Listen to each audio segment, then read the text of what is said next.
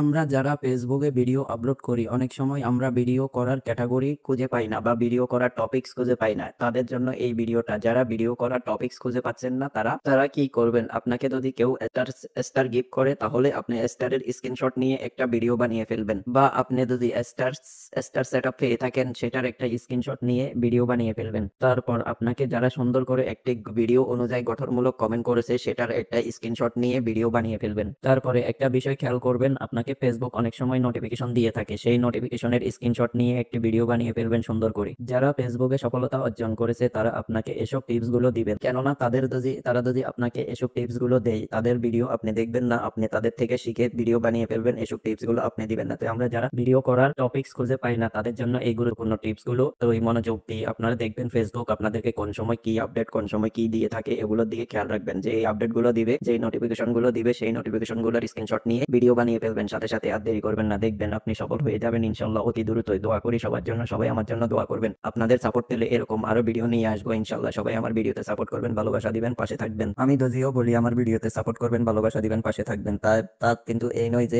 আপনারা শুধু আমার পাশে থাকবেন। আমিও আপনাদের পাশে আছি, সবসময় ভালোবাসা নিব এই। কেননা ফেসবুকে একে অপরের কাঁধে হাত রেখে কাঁধে কাঁধ মিলিয়ে এগিয়ে যেতে হবে। এই ছাড়া আপনার আর কোনো উপায় নেই।